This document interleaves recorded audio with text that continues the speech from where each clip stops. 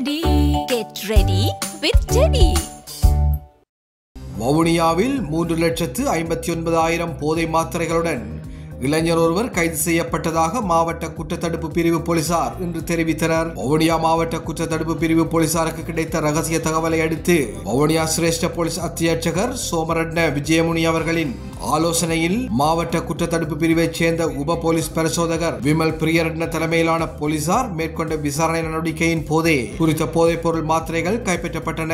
Vavuniya A9 வீதி ஊடாக வவுனியா நகரை நோக்கி பயணித்த வாகனத்தை இலங்கை போக்குவரத்து சபை சாலைக்கு அருகில் மறைத்த போலீசார் விசேட சோதனையை மேற்கொண்ட போது குறித்த வாகனத்தில் கருவாட்டுக்குள் மறைத்து வைக்கப்பட்டிருந்த நிலையில் போதை மாத்திரைகள் இருந்தமை கண்டுபிடிக்கப்பட்டது. இதனை அடுத்து குறித்த மாத்திரைகள் மற்றும் வாகனம் என்பன போலீசாரால் கைப்பற்றப்பட்டதுடன் அதன் சாரதியும் கைது செய்யப்பட்டார். குறித்த வாகனத்தில் இருந்து 3,59,000 போதை மாத்திரைகள் மீட்கப்பட்டதுடன் அதனை வைத்திருந்த கட்பெட்டி பகுதியைச் சேர்ந்த 23 வயதுடைய இளைஞனும் கைது செய்யப்பட்டார். மேலதிக விசாரணைகளின் பின்னர் சந்தேக நபரை நீதிமன்றில் முற்படுத்த நடவடிக்கை எடுத்துள்ளதாக மாவட்ட குற்றத்தடுப்பு பிரிவு போலீசார் மேலும் தெரிவித்தனர்.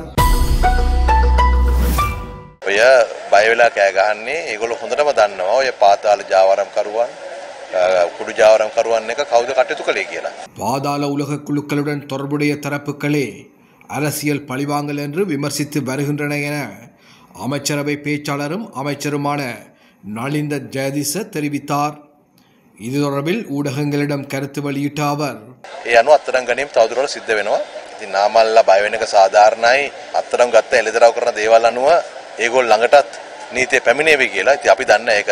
குற்றவாளிகள் பாதாள உலக குழுவினர் போதைப்பொருள் வியாபாரிகள் ஆகியோரை கைது செய்த பின்னர் அவர்கள் வழங்கும் தகவல்களின் அடிப்படையிலேயே கைதுகள் இடம்பெறுகின்றன. இது அரசியல் பழிவாங்கல்கள் அல்ல. அவ்வாறு கூறி சட்டம் நடைமுறைப்படுத்தப்படுவதை தடுக்க முடியாது. எவருக்கும் அநீதி இழைக்கப்படவில்லை. சட்டத்தின் பிரகாரமே நடவடிக்கை இடம்பெறுகின்றது.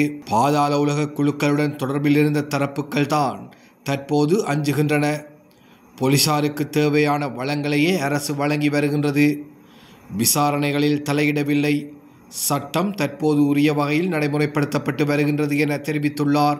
இதே நேரம் யார் செவ்வந்தியை நேசித்தாலும் ஆதரவு அளித்தாலும் போதைப்பொருள் கடத்தல் குற்றச்செயல்களில் ஈடுபட்ட எவருக்கும் தேசிய மக்கள் சக்தி அரசாங்கத்தில் சலுகை கிடையாது என தேசிய மக்கள் சக்தியின் பாராளுமன்ற உறுப்பினர் சந்தன சூரியாராச்சி தெரிவித்துள்ளார்.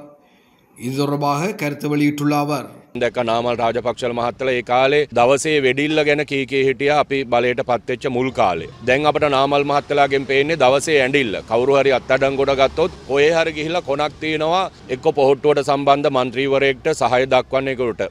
செவ்வந்தி தொடர்பான விசாரணைகள் மற்றும் நாட்டில் போதைப்பொருள் குற்றச்செயல்கள் குறித்து எந்தவிதமான அரசியல் தலையீடுமின்றி சட்டம் கடுமையாக நடைமுறைப்படுத்தப்படும். போதைப்பொருள் மற்றும் ஒழுங்கமைக்கப்பட்ட குற்றச்செயல்களை முறையாக முடிவுக்கு கொண்டு வர அரசாங்கம் ஒரு பெரிய நடவடிக்கையை மேற்கொண்டு வருகின்றது. போதைப்பொருள் கடத்தல் மற்றும் ஒழுங்கமைக்கப்பட்ட குற்றச்செயல்கள் அரசியல் ஆதரவு இன்றி இலங்கையில் தொடர முடியாது என தெரிவித்தார்.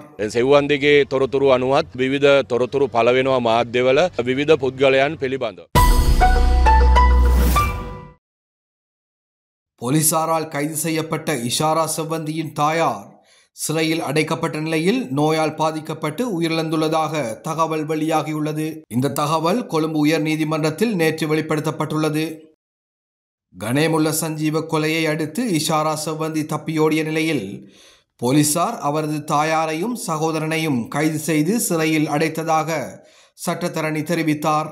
இந்த நிலையில் சிறையில் அடைக்கப்பட்டிருந்த இஷாராவின் தாயார் சிறையில் இருந்தபோது ஏற்பட்ட ஒரு நோயால் இறந்து விட்டதாக வழக்கறிஞர் நீதிமன்றத்தில் தெரிவித்தார். இதேவேளை இஷாரா செவ்வந்தியின் இளைய சகோதரரை பிணையில் விடுவிக்க கொழும்பு உயர் நீதிமன்ற நீதிபதி லால் ரணசிங்க பண்டார உத்தரவிட்டார். சுமார் 8 மாதங்களாக விளக்கமறியலில் வைக்கப்பட்டிருந்த இஷாரா செவ்வந்தியின் சகோதரரான சமிந்து திவங்க வீரசிங்கவை தலா 2 லட்சம் ரூபாய் மற்றும் 1 லட்சம் ரூபாய் மதிப்புள்ள 2 சரீர பிணைகளில் விடுவிக்க கொழும்பு தலைமை நீதிவானுக்கு உயர் நீதிமன்ற நீதிபதி உத்தரவிட்டார்.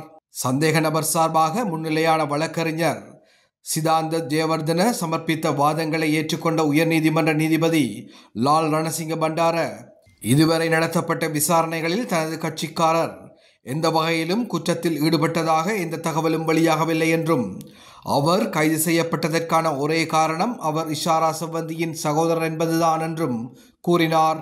சந்தேக நபரான இஷாரா செவ்வந்தியை கைது செய்ய முடியாததால் கொழும்பு குற்றப்பிரிவு அதிகாரிகள் அந்த இளைஞனையும் அவரது தாயாரையும் கைது செய்து நீதிமன்றத்தில் முற்படுத்தி சிறையில் அடைத்ததாகவும் சட்டத்தரணி தெரிவித்தமை குறிப்பிடத்தக்கது.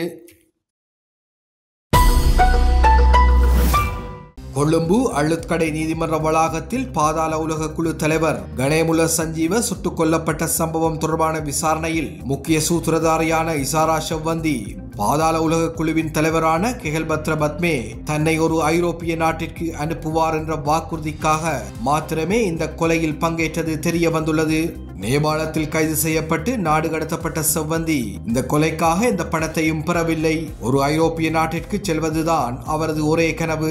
அதை நிறைவேற்றுவதற்கான பத்மேவின் வாக்குறுதியே சஞ்சீவவின் கொலையின் உள்ளூர் திட்டமிடல் தலைவியாக அவர் செயல்பட காரணம் என விசாரணைகள் மூலம் புலப்பட்டுள்ளது. இந்த வாக்குறுதியை நிறைவேற்றும் பொருட்டு பத்மே போலி கடவுச்சீட்டுகளை தயாரித்து செவ்வந்தியை எப்படியாவது ஐரோப்பாவிற்கு அனுப்ப ஜே.கே. பாய் என்பவருக்கு ரூபாய் 65 லட்சம் வழங்க திட்டமிட்டிருந்ததும் தெரிய வந்துள்ளது. விசாரணையின் போது இந்த கொலைக்காக பத்மேயிடமிருந்து தான் எந்த பணத்தையும் பெறவில்லை என்றும் நேபாளத்தில் வாழ்வதற்காக அவர் மாதந்தோறும் தனக்கு பணம் அனுப்பியதாகவும் செவ்வந்தி தெரிவித்துள்ளார்.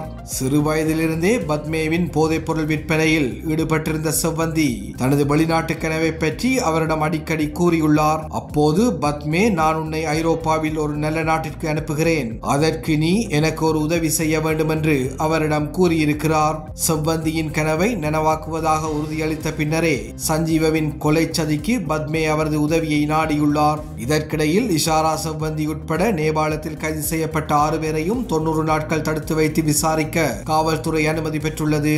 மேலும் கெஹல்பத்ர பத்மேயுடன் கைது செய்யப்பட்டு நாட்டிற்கு அழைத்து வரப்பட்டு கலனி பிரிவு குற்றப்புலனாய்வு பிரிவின் காவலில் வைக்கப்பட்டுள்ள கம்பஹா பாபா என்று அழைக்கப்படும் ஒழுங்கமைக்கப்பட்ட குற்ற கும்பல் உறுப்பினர் என கூறப்படுபவரிடம் 50 உயிருள்ள T56 ரக தோட்டாக்கள் கண்டுபிடிக்கப்பட்டுள்ளன. இந்த உயிருள்ள தோட்டாக்கள் கந்தானை கெரவலப்பிட்டி அதிவேக நெடுஞ்சாலை நுழைவாயிலில் உள்ள ஒரு தூண் அருகே மறைத்து வைக்கப்பட்டிருந்த நிலையில் மீட்கப்பட்டுள்ளன. கம்பஹா பாபாவிடம் நடத்தப்பட்ட விசாரணையில் கம்பஹா ஒஸ்மன் என்பவரை கொலை செய்வதற்காகவே பத்மே இந்த தோட்டாக்களை வழங்கியுள்ளார் என்பது தெரிய வந்துள்ளது. இந்த தோட்டாக்கள் வெலிசர நீதிமன்றத்தில் சமர்ப்பிக்கப்பட உள்ளன. இதேவேளை செவ்வந்தியுடன் நேபாளத்திலிருந்து அழைத்து வரப்பட்ட தினேஷ் சாமந்த டி சில்வா எனப்படும் நுகேகொட பேபி என்ற பாதாள உலக குழு தலைவன் மேல் மாகாணத்தின் தெற்கு பிரிவு குற்றப்புலனாய்வு பிரிவினம் மேலதிக விசாரணைகளுக்காக ஒப்படைக்கப்பட்டுள்ளார். அவரை மேலும் விசாரித்ததில் நுகேகொட ஜம்புகஸ்முல்ல மாவட்ட பகுதியில் உள்ள அவரது வீட்டின் முன்னால் உள்ள பலாமரத்தின் அருகே மண்ணில் புதைக்கப்பட்டிருந்த வெளிநாட்டு தயாரிப்பான உயிருள்ள கைக்குண்டு ஒன்றும் 10 உயிருள்ள T56 ரக தோட்டாக்களும் மீட்கப்பட்டுள்ளதாக மேல் மாகாணத்தின் தெற்கு பிரிவு குற்றப்புலனாய்வு பிரிவு தெரிவித்துள்ளது. சந்தேக நபரான நுகேகொட பேபி 2016ஆம் ஆண்டு நுகேகொடையில் ஜம்புகஸ்முல்ல பகுதியில் நடந்த ஒரு கொலை மற்றும் பல ஒழுங்கமைக்கப்பட்ட குற்றச் செயல்கள், போதைப்பொருள் விநியோக வலையமைப்பு ஆகியவற்றுக்காக தேடப்பட்டு வந்தவர் என்றும் போலீசாரின் கண்ணில் மண்ணை தூவி வெளிநாட்டுக்கு தப்பிச் சென்று துபாயில் பதுங்கியிருந்ததாகவும் போலீசார் தெரிவித்தனர். வெளிநாட்டில் பதுங்கியிருந்த அவர் தனது சகாக்கள் மூலம் நுகேகொட, விஜயராம, கொகுவளை போன்ற பகுதிகளில் பாரிய அளவில் போதைப்பொருள் கடத்தலில் ஈடுபட்டிருந்ததாகவும் போலீசார் தெரிவித்துள்ளனர். சில வருடங்களுக்கு முன்னர் கொகுவளை பிரதேசத்தில் நடந்த ஒரு கொலையை செய்துவிட்டு நாட்டிலிருந்து தப்பி துபாயில் மறைந்திருந்த போது கைது செய்யப்பட்டு இலங்கைக்கு அழைத்து வரப்பட்டு நீதிமன்றத்தில் ஆஜர்படுத்தப்பட்ட பின்னர் விளக்கமறியலில் வைக்கப்பட்டு பின்னர் பிணையில் விடுவிக்கப்பட்டார். எதிர்குழுக்களிடமிருந்து எழுந்த அச்சுறுத்தல்கள் காரணமாக அவர் மீண்டும் வெளிநாட்டிற்கு சென்று போதைப்பொருள் விநியோக வலையமைப்பை நடத்தி வந்தவர் என்றும் போலீஸ் விசாரணைகளில் தெரிய வந்துள்ளது.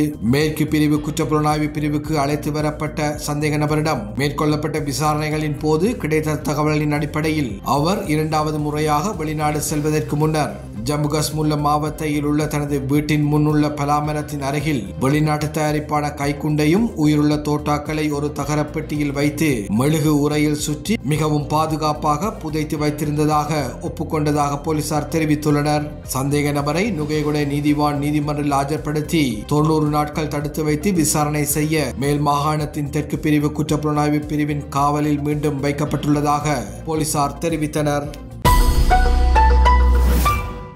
பாதாள உலக குழுவினரை கூண்டோடு ஒழித்து கட்டியே தீருவோம் என பொதுமக்கள் பாதுகாப்பு அமைச்சர் ஆனந்த விஜயபால எச்சரித்துள்ளார். அத்துடன் பாதாள உலக குழுவினர் இலங்கையின் அரசியலுக்குள்ளும் நுழைந்து விட்டனர் என அவர் சுட்டிக்காட்டியுள்ளார். ஊடகங்களிடம் கருத்து தெரிவித்த போதே இதனை தெரிவித்த அவர், අපි හැමදාමත් කිව්වා වගේ නීතියට උඩින් කිසිවෙකුත් නැහැ.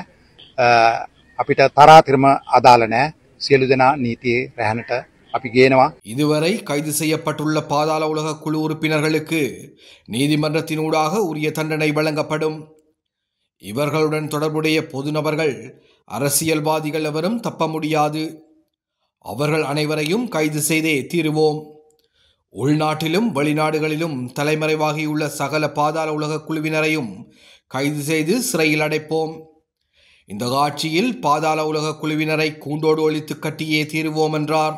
இதேவேளை கணேமுல்ல சஞ்சீவ கொலை தொடர்பாக கொழும்பு மாவட்ட குற்றப்புலனாய்வு பிரிவின் காவலில் உள்ள இசாரா செவ்வந்தி பல அதிர வைக்கும் தகவல்களை வெளியிட்டு வருகின்றார்.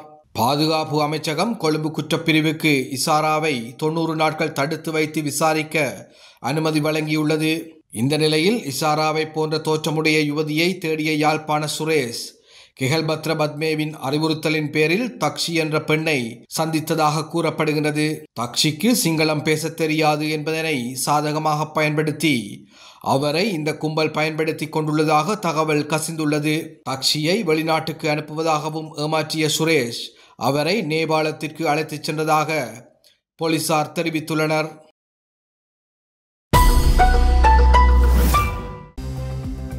போலீசார் பல்வேறு மட்டங்களில் உள்ள பல அதிகாரிகள், பாதாள உலக குழுக்கள் மற்றும் ஒழுங்கமைக்கப்பட்ட குற்றக்குழுக்களுடனும் தொடர்பு வைத்திருப்பதாக தெரிய வந்ததை தொடர்ந்து இந்த அதிகாரிகளை விசாரிக்க சிறப்பு புலனாய்வு பிரிவின் அதிகாரங்களை அதிகரிப்பதில் கவனம் செலுத்தப்பட்டுள்ளது.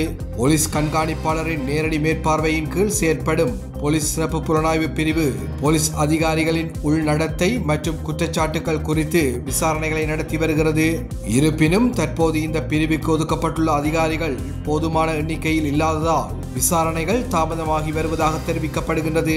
எனவே இந்த பிரிவுக்கு கூடுதல் அதிகாரிகளை நியமித்து புலனாய்வு அமைப்புகளுடன் நேரடி தொடர்பு கொள்ள அவர்களுக்கு தேவையான அனுமதியை வழங்குவதற்கான திட்டங்கள் நடைபெற்று வருகின்றன. ஒழுங்கமைக்கப்பட்ட குற்றக்குழுக்களின் உறுப்பினர்களின் தொலைபேசி அழைப்புகளை கண்காணிக்கும் போது அவர்களுடன் பல போலீஸ் அதிகாரிகள் தொடர்பில் இருந்ததாக தெரிய வந்துள்ளது. இருப்பினும் அந்த அதிகாரிகளில் சிலர் அவர்களுடன் நேரடி தொடர்பு கொள்ளவில்லை என்றும் ஏனைய அதிகாரிகளின் ஆலோசனை மற்றும் உத்தரவுகளின் பேரில் சில நடவடிக்கைகளை மேற்கொண்டுள்ளனர் என்றும் தெரிய வந்துள்ளது.